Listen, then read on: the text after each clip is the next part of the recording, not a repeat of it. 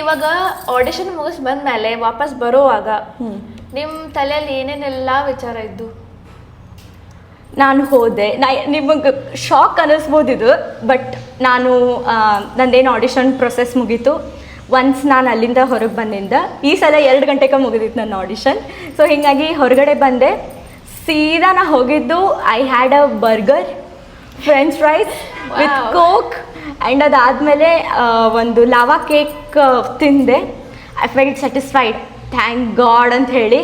And ನನ್ನ phone ಒಂದು ಸಲ ನೋಡಿದೆ, I felt very bad because ಅದ್ರದ್ದು ಹಿಂದಿಂದ ಎಲ್ಲ ಚಿಪ್ಸ್ ಕೈ ಒಳಗೆ ಬರ್ಲಿಕ್ಕತ್ಬಿಟ್ಟಿತ್ತು. ಬಿಕಾಸ್ ಅಷ್ಟು ಡ್ಯಾಮೇಜ್ ಆಗಿರೋದಕ್ಕೆ ಅದು ಹೆಂಗಾಗ್ಲಿಕ್ಕತ್ತಿತ್ತು ಅಂತಂದ್ರೆ ಕೈ ಒಳಗದು ಇದೇನು ಫೋನಿಂದು ಸಣ್ಣ ಸಣ್ಣ ಸಣ್ಣ ಗ್ಲಾಸಸ್ ಇರ್ತದಲ್ಲ, ಕೈಗೆಲ್ಲ ಹತ್ಲಿಕ್ಕತ್ತಿತ್ತದು. ಹೀಗಾಗಿ ಇಮ್ಮಿಡಿಯೇಟ್ ಅಲ್ಲೇ ಒಂದು ಮೊಬೈಲ್ ಶಾಪಿಗೆ ಹೋದೆ, ಒಂದು ಫೋನ್ ಕೇಸ್ ತೊಗೊಂಡೆ, ಅದಕ್ಕೆ ಹಾಕಿದೆ ಸೊ ದ್ಯಾಟ್ ಅದು ಯಾವುದೂ ಬಿಟ್ಸ್ ಆ್ಯಂಡ್ ಪೀಸಸ್ ಹೊರಗಡೆ ಹೋಗಬಾರ್ದಂತ ಹೇಳಿ. ಆ ಫೋನ್ ನೋಡಿ ಭಾಳ ಬೇಜಾರಾಯ್ತು ನನಗೆ. ಒಂದು ಕಾಂಪಿಟೇಷನ್ ಒಳಗೆ ನಾ ಏನಿದೆ ಅದಿದ್ದೆ, ನಂಗೆ ರಿಗ್ರೆಟ್ಸ್ ಇಲ್ಲ ದ್ಯಾಟ್ ನಾ ಹಂಗೆ ಮಾಡಿದೆ ಅಂಥೇಳಿ.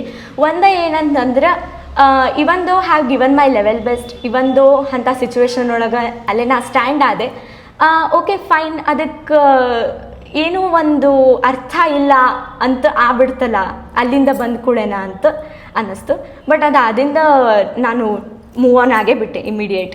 ಸೊ ದ್ಯಾಟ್ ನಾನು ಧಾರವಾಡಕ್ಕೆ ಬಂದೆ. ಬರಬೇಕಾದ್ರೆ ಒಂದು ಸ್ವಲ್ಪ ರಾತ್ರಿ ಟ್ರೈನ್ ಒಳಗೆ ಮಲ್ಕೊಂಡಾಗ ಸ್ವಲ್ಪ ಡಿಸ್ಟರ್ಬ್ ಅನ್ನಿಸ್ತು ದ್ಯಾಟ್ ಇಷ್ಟು ದೂರ ಬಂದಿದ್ದೆ ಆಗಿದ್ರೆ ಒಂದು. Because I am very competitive. ನನ್ನ ಸ್ಕೂಲ್ ಡೇಸಿಂದನೂ ನನ್ನ ಸರ್ಟಿಫಿಕೇಟ್ಸ್ ಆಗಲಿ ಅಥವಾ ನಂದು ಒಂದೇನಾರ ಕಾಂಪಿಟೇಷನ್ ಅಂತದ, ಗೌರಿ ಅಪೋನೆಂಟ್ ಇದ್ದಾಳಂತಂದ್ರೆ they will be having some ಯಪ್ಪ ದೇವ್ರೆ ಹಂಗೆ. ನಾನು ಆ ಟೈಪ್ ಆದಂಥ ಹುಡುಗಿ ನನ್ನ ಸ್ಕೂಲ್ ಡೇಸ್ ಒಳಗೆ. ಈ ಟಾಸ್ಕ್ ಬಿಟ್ಟು ಬೇರೆ ಏನಾದರೂ ನನ್ನ ಪರ್ಸ್ನಲ್ ವಿಚಾರಗಳನ್ನು ಡ್ಯಾಮೇಜ್ ಮಾಡಲಾರ್ದ ಬೇರೆ ಏನಾದರೂ ಇತ್ತಿತ್ತಂದ್ರೆ ಮಜಾ ಇರ್ತಿತ್ತು. ಮಜಾ, I will be giving a best ಟಕ್ಕರ್ ಟು ಆಲ್ ದ ಕಂಟೆಸ್ಟೆಂಟ್ಸ್ ಅಂತ ಅನ್ನಿಸ್ತು. ಬಟ್ ಟೈಮ್ ಅದು ನಮ್ಮ ಕೈಯೊಳಗಿಲ್ಲ, ಏನಾಗಬೇಕು ಅದಾಯ್ತು. No regrets.